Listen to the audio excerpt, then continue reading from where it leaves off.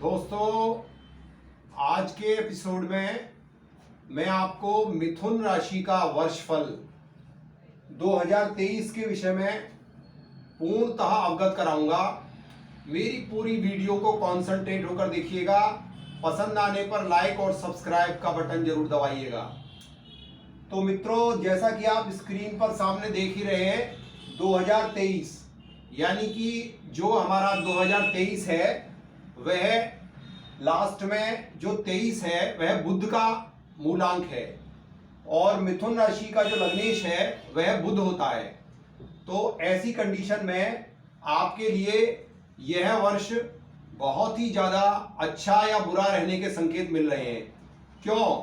यदि आपकी लगन चार्ट में प्रॉपर वे में बुध मरकरी प्लैनेट अच्छी पोजीशन में होगा तो आपका यह वर्ष बहुत ही उत्तम जाएगा। आपको धन, वैभव, यश, मान, सम्मान आदि की प्राप्ति होगी। आपका कोई भी कार्य पेंडिंग चल रहा है या आप किसी प्रोफेशन में हैं तो उसमें आपको तरक्की मिलेगी। क्यों? क्योंकि 2023 का जो सेंस है वह बुध से ही है और बुध आपकी कुंडली में आपका लग्नेश बनता है। तो समय ना गवाते हुए मिथुन राशि व मिथुन लग्न वालों के लिए यदि आप सूर्य की महादशा में हैं तो आपके लिए यह वर्ष कैसा जाएगा। दर्शकों, सूर्य एक ऐसा प्लेनेट है जिससे कि सारे ग्रह चमकते हैं, यानी कि सूर्य के प्रकाश में ही सभी को प्रकाश मिलता है। वर्षफल कुंडली में सूर्य ही एक ऐसा ग्रह है जो कि आपके लगन चार्ट में वह जिस राशि में बैठा होगा पर्टिकुलर उसी राशि में वह पूरे वर्ष रहेगा। यानी कि मात्र सूर्य ही एक ऐसा ग्रह है जो कि आपकी पूरी वर्ष लगन चार्ट में जिस राशि में होगा।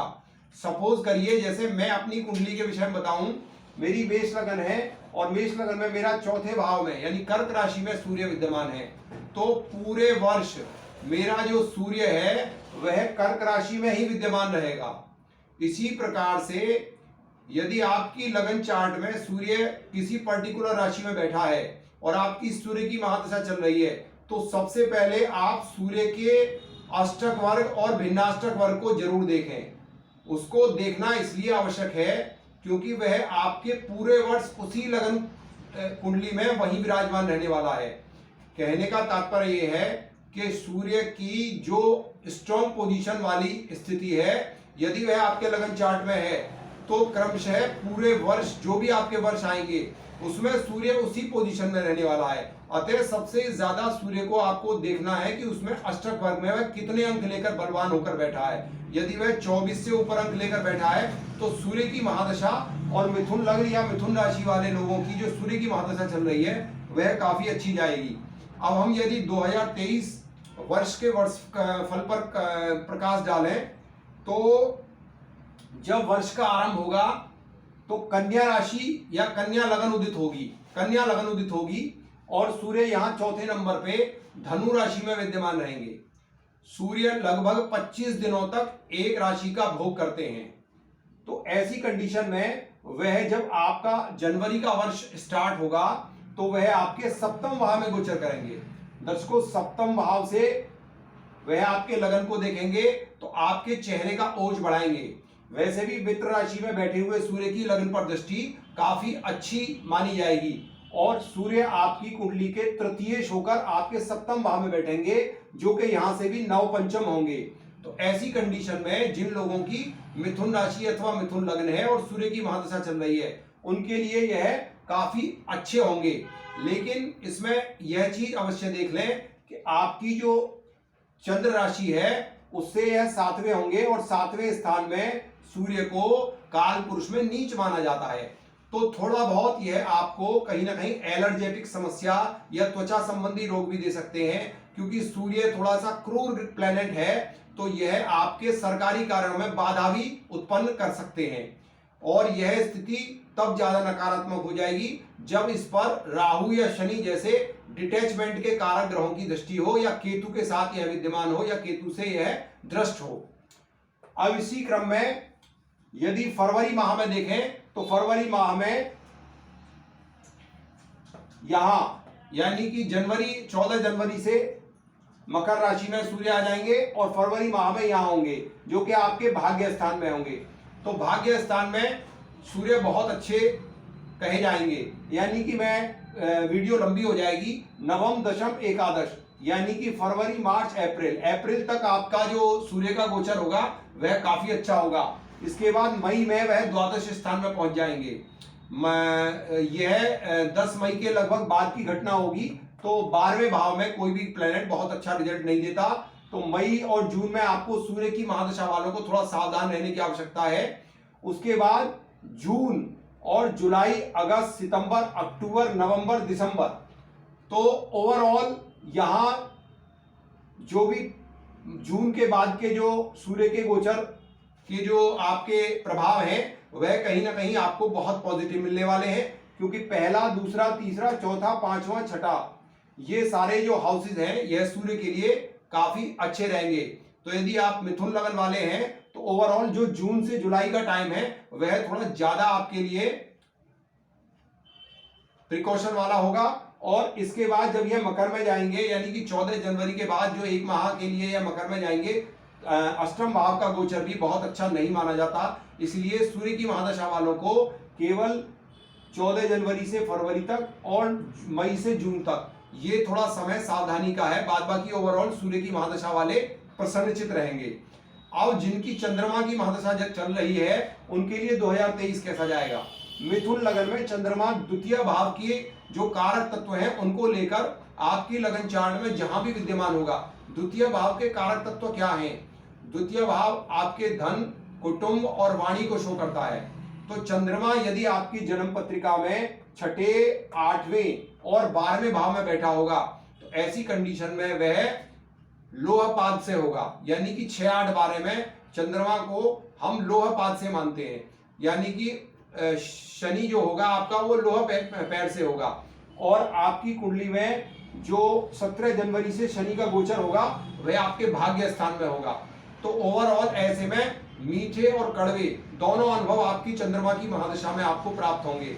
यानी कि आपकी जो 2023 में यदि आप चंद्रमा की महादशा भोग रहे हैं तो आपके कुटुंब यानी कि परिवार में कहीं ना कहीं आपके अप एंड डाउन होंगे। परिवार वालों से कहीं ना कहीं आप अगर कटुता से बोलेंगे तो उनका थोड़ा सा नेगेटिव रिलीज आपको मिलेगा। और दूसरी बात, यह धन फाइनेंस में भी आपको अप एंड डाउन कराएगा। क्यों?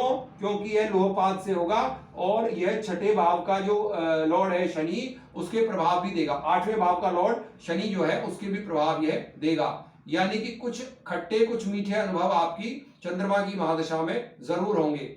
और चंद्रमा यहाँ धन भाव का मालिक है और वह यदि आपके केंद्र यानी चारों केंद्र और त्रिकोण स्थान में यदि आपकी लगन चार्ट में बैठा है तो कहीं ना कहीं आपकी जो चंद्रमा की महादशा है वह अच्छी जाएगी। दर्शकों, चंद्रमा हर 2.5 दिन में अपनी राशि चेंज करता है। अतः चंद्रमा की महादशा वाले यह जरूर देख लें कि आपके जो 12 हाउसेज हैं, 6, 8 और 12, इन 3 स्थानों को छोड़कर यदि चंद्रमा अष्टक वर्ग में अच्छे अंक ले रहा है तो कहीं ना कहीं आपकी चंद्रमा की महादशा पर्टिकुलर जब उन अच्छे शुभ भावों में गोचर करेगी तो यह आपके लिए स्वर्णिम टाइम होगा। इसी क्रम में अब हम मंगल को ले लेते हैं। तो दर्शकों, मंगल आपकी लगन में या राशि में आपका एकादश और आपका छठे भाव को इंगित करता है और वह वर्तमान में वृष राशि में चल रहा है। जब वर्ष 2023 का आरंभ होगा तो यह वृष राशि में वक्री होगा। लगन से 12वां जो मंगल है वह आपके लिए 12वां मंगल दर्शकों कोर्ट कचहरी और दवाइयों पर खर्च कर आता है। तो जिनकी मिथुन राशि है और उनकी मंगल की महादशा चल रही है तो वह कहीं ना कहीं मंगल के उपाय जैसे कि लाल मसूर की दाल मंदिर में दान करें, हनुमान जी के चोले का सामान लगातार 11 मंगल मंदिर में दान करें। क्योंकि शत्रु राशि में 12वें मंगल का गोचर आपके लिए अच्छा नहीं कहा जाएगा और यह 10 जून तक लगातार इन दोनों राशियों में ही भ्रमण करता रहेगा। तो ओवरऑल लगन पर भी जो मंगल का गोचर है वह अच्छा नहीं कहा जाता। मंगल एक क्रूर ग्रह है। मंगल का गोचर तीसरा, छठा और 11वां इन स्थानों पर अच्छा कहा जाता है। तो मंगल आपकी जो राशि है उसमें जुलाई या अगस्त के महीने में यहां आपके, बल्कि मैं कहूं तो सितंबर में आपके तीसरे भाव से गोचर करेगा। तो एक तो आपका वो टाइम थोड़ा सा अच्छा माना जा सकता है। इसके पश्चात आपके वर्ष के अंत में वृश्चिक राशि में मंगल का गोचर होगा, थोड़ा बहुत आपका वो समय अच्छा कहा जा सकता है। वर्ष के आरंभ में आपके मंगल का गोचर आपके 12th हाउस में होगा, तो यह आपके व्ययाधिक्य कराएगा और आपकी कुंडली में यह जो है कोर्ट कचहरी से संबंधित आपको हानि करा सकता है और विभिन्न प्रकार के आपके जो हॉस्पिटल के खर्चे हैं वह बढ़ सकते हैं। अब हम आगे इसी क्रम में बुध की महादशा जिनकी चल रही है उनको लेते हैं। दर्शकों, बुध आपकी कुंडली में लग्नेश है और जो वर्ष 2023 है उसके मूलांक का लॉर्ड भी है। तो ऐसी कंडीशन में यदि आपका बुध नीच राशि में अथवा शत्रु राशि में या 6, 8, 12 में छोड़कर कहीं भी पड़ा होगा, आपके लिए बुध की महादशा का पूरा 2023 का वर्षफल आपके लिए बहुत ही शुभ रहने वाला है, क्योंकि जो वर्षेश है वह उसका अपना ही घर का मालिक होगा, यानी 2023 का लॉर्ड होगा बुध।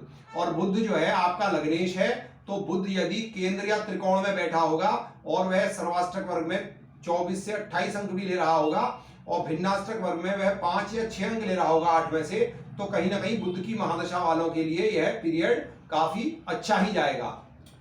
अब हम गुरु को ले लेते हैं। दर्शकों, गुरु के पास क्या क्या डिपार्टमेंट है? गुरु के पास आपका कैरियर और आपका डेली बेसिस और आपकी वाइफ और आपकी जो दैनिक जो आपकी दिनचर्या है उसका जो लॉर्ड है वह जुपिटर बनेगा। और जुपिटर जब वर्ष का प्रारंभ होगा तो वह मीन राशि में विद्यमान होगा। मीन राशि में आपके 10th हाउस में जुपिटर विद्यमान होगा, जो कि आपके 7वें भाव की एनर्जी को लेकर 10वें भाव में विद्यमान होगा। दर्शकों, बृहस्पति को मिथुन लगन में केंद्राधिपति दोष लगता है, लेकिन क्योंकि वह केंद्र में ही अपने घर में बैठा होगा, तो जिनकी भी बृहस्पति की महादशा चल रही है उनके लिए यदि वह चंद्रमा से द्वितीय, पंचम, सप्तम, नवम और एकादश स्थान में बैठा होगा। एक बार पुनः सुन लें, आपके लगन चार्ट में यदि आपका बृहस्पति द्वितीय, पंचम, नवम, सप्तम और एकादश भाव में बैठा होगा, तो ऐसी कंडीशन में बृहस्पति की महादशा वाले मिथुन लगन, मिथुन राशि वाले बिल्कुल भी चिंतित ना हो। इनके लिए कैरियर में वृद्धि होगी, पिता से मधुर संबंध बनेंगे और कोई भी रुका हुआ काम उनका जो है इस वर्ष पूरे होने के योग है। इसके पश्चात यह बृहस्पति 22 अप्रैल 2023 को आपके एकादश स्थान से गोचर करेगा, जिसकी पूर्ण दृष्टि आपके शिक्षा, संतान और कॉमन सेंस के घर पे होगी। तो ओवरऑल आपके लिए बृहस्पति का, जिनकी बृहस्पति की महादशा चल रही है उनके लिए यह गोचर पूरा वर्ष बहुत ही शानदार रहने वाला है। अगर मैं यह कहूं कि 100 में से 90% लोगों के लिए बृहस्पति की महादशा मिथुन राशि, मिथुन लग्न के लिए काफी अच्छी रहेगी, तो इसमें कोई अतिशयोक्ति नहीं होगी। अब हम शुक्र पे चलते हैं। दर्शकों, शुक्र को आपकी जो लग्न है या राशि है उसमें 12वें घर की लॉर्डशिप प्राप्त है और पंचम भाव की लॉर्डशिप प्राप्त है। शुक्र नैसर्गिक शुभ प्लैनेट है और आपकी कुंडली में वह पंचम त्रिकोण का मालिक है। पंचम त्रिकोण को भाग्य से भाग्य त्रिकोण माना जाता है। तो जब वर्ष का आरंभ होगा तो यह शुक्र आपकी कुंडली के अष्टम भाव से गोचर करेगा। यह अष्टम भाव से गोचर बहुत अच्छा नहीं माना जाता, लेकिन क्योंकि तुम्हारा त्रिकोणेश है, त्रिकोणेश का अष्टम भाव में जाना वर्ष के प्रारंभ में आपको कहीं ना कहीं पेट से संबंधित रोगों से सावधान रहना चाहिए। और जो भी स्टूडेंट्स पेपर वगैरह के प्रिपरेशन में हैं, तैयारी कर रहे हैं, उनको भी थोड़ा ज्यादा मेहनत करने की आवश्यकता है, क्योंकि पंचमेश जो है वह वर्ष के प्रारंभ में ही अष्टम भाव में गोचर करेगा। इसके बाद जो शुक्र का गोचर है वह लगभग 20 या 24 दिन के लिए गोचर आपको यहाँ भाग्य स्थान में मिलेगा। तो यह फरवरी से मार्च तक का जो टाइम होगा यह आपका बढ़िया जाएगा। उसके बाद फिर यहाँ जो गोचर होगा आपके कैरियर हाउस में शुक्र का उच्च गोचर होगा वह बहुत शानदार जाएगा, यानी मार्च से अप्रैल और मई। फिर यहाँ जो एकादश भाव में गोचर होगा वह भी बहुत शानदार होगा। यानी कि आपका जो, यदि आपकी शुक्र की महादशा चल रही है तो आपका यह 2-3 महीने का पीरियड बहुत शानदार जाएगा। 12वें गोचर में आपका शुक्र स्वग्रही हो जाएगा। उसके बाद भी जो जुलाई और अगस्त का महीना है वह भी आपके लिए बहुत शानदार जाने वाला है। तो ओवरऑल जो मिथुन लग्न या राशि वाले लोग हैं और जिनकी शुक्र की महादशा चल रही है, उनके लिए साल का जो प्रारंभ है वह 1-1.5 महीने का समय थोड़ा खराब है, उसमें विशेष सावधानी बरतें। अब जिनकी शनि की महादशा चल रही है और मिथुन राशि वाले हैं, शनि जो है आपके भाग्य स्थान से गोचर करेगा। तो हालांकि यह आपका अष्टमेश भी होगा, लेकिन पूरे वर्ष यह 17 जनवरी से और पूरे वर्ष यह आपके भाग्य स्थान में गोचर करेगा। कभी यह वक्री होगा, कभी यह मार्गी होगा, लेकिन यह वक्री भी अपनी राशि में होगा। तो यह कहीं ना कहीं भाग्य वृद्धि के संकेत आपके जीवन में लाएगा और पिता द्वारा आपको धन की, मान की, सम्मान की प्राप्ति कराएगा और कहीं ना कहीं आपकी रिलीजियस एक्टिविटीज को भी बढ़ाएगा।